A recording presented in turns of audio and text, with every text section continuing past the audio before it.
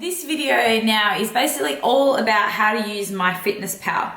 So what I want you to do when you actually create a MyFitnessPal account is actually want you to go onto the website, not onto the phone app, and set up all the data from there. So really set up all the back end through the website. It's going to make things a lot easier. Then that way you can actually set up if you want how you want to break down your meals. If you want to have a pre-workout, post-workout, 1, 2, 3, or just meals 1 to 5 on there, you can do that also.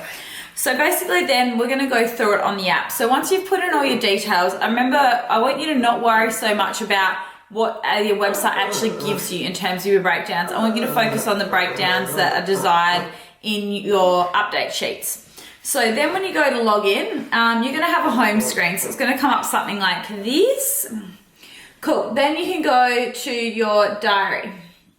That's probably the most important screen. So as you can see, I've broken mine down into pre, post-workout and meal 1, 2, 3, 4, 5. Cool. So basically, if I do a rest day, sometimes I just scrap that day. Then what you're going to see from there is you can then add foods. So to pre-workout meal, I'm going to add a banana. Then I'm going to add some oats. Now you'll see in my recents, that's what's coming up. So it's foods that I've had usually that'll come in that easy to find drop down menu. Now say they haven't got something. So say I want to have some yogurt. And I'm going to have the brand name. So you're going to write yogurt, Shivani, search. Cool. And then I want plain, non-fat. Now it might be in ounces, so try to find it in whatever you're using so that it's clear. And then you hit select and it'll go into that menu. Then that's going to total up. So I've got my banana, oat bran and yogurt, and I can see my calories from that. And then what we can also do from there is say you wanted to have the same meal the next day, you can hit save meal or copy meal, and that can follow it on to the next day. So you don't have to keep inputting everything every single day because that's going to get really tedious. Also, say for my next meal that I've got a meal that I've already saved before, I can go into meals and I've got, say, my homemade vanilla protein pancakes post-workout. It's got all the amounts there and I tick it and it all pops in there. So you can save meals that you're going to have on a regular basis. Again, it's going to save you a lot of time.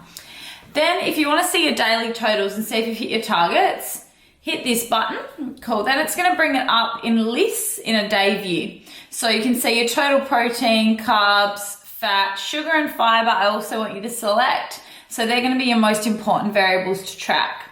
If you want to see your macros broken down, again, it's not really that important. We don't need to worry about the percentages. It's more the grams that you want to look at. That's why I find actually using this chart a lot better. Then you can also select different days and you can do a week view. And that's where you're going to get a weekly summary for the whole week. And then you can just do your calories as well in that tab. So a good thing to do is get a net average for the week on calories and submit that. You'll see that right there, net average. And then from there, the only other most important ones, you don't need to worry about tracking your exercise too much on this. But then from there, pretty much you can complete entry when you've hit the final day, and then when you do the week summary, it's going to tally those. I think if you don't complete entry, it doesn't quite do it correctly. Put in any notes as well, so you might want to put in water, hunger levels, all those things actually there. And again, when you do that summary, it's going to send all those details to you. Now in more, the only things that you really need to change in here are your goals. So say your goals change, you can actually go in the nutritional panel here and change it specifically. Same with the advanced goals. So that's going to be like your micronutrients, fiber, everything like that. So then the only other ones you really need to remember is sometimes it's good to set reminders of when you need to eat. And then you can also find your friends and stuff on there. And if you want to, ask them for recipes, that sort of thing, then it's good to have them on there. Make sure that it's synced. So you hit the sync button sometimes as well, to make sure it's up to date if, say, you've been using it on the computer and your phone as well. Progress chart's really good. You can see where your measurements are going and you can input all your measurements back in the entries back here. And that is pretty much MyFitnessPal. So just the key thing, I think, when you're searching for foods, that's what people really struggle with.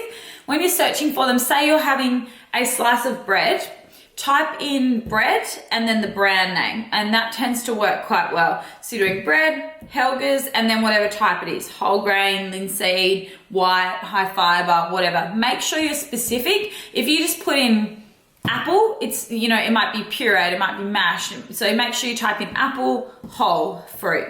Or if you're having a really important one, it's probably like sweet potato. If you're having baked sweet potato, put in baked sweet potato, because the difference between raw sweet potato and cooked sweet potato is completely different. Same with meat. So if you're having raw chicken breast compared to actually putting it into MyFitnessPal when it's cooked, it's going to be different as well. So make sure that you put in what you're actually consuming. So if you want to pre-weigh out all your meats and you're weighing it out raw, then put it in raw. Obviously you're not going to eat it raw, but put it in like that. Whichever way you're weighing and measuring it, put it in like that as well. In terms of like condiments and seasonings and things like that, I don't really stress too hard on adding them in. Unless I'm really watching my sodium intake, then you would want to put them in. But just again, put in your calorie dense things. You don't need to weigh out your vegetables, you know, to a gram unless you're really comp prepping them at the end. But green leafy veg, you know, just estimate it, 2 cups of spinach or, you know, a cup of salad. I just make a pre-prepared salad and use that same one when I add it in. And that's pretty much it. Don't be too like, you know, if you're within a couple of grams, remember this is just a guide. The foods aren't going to be dead on, but some of them are certified. So when you can choose the certified foods, and other than that, that is MyFitnessPal.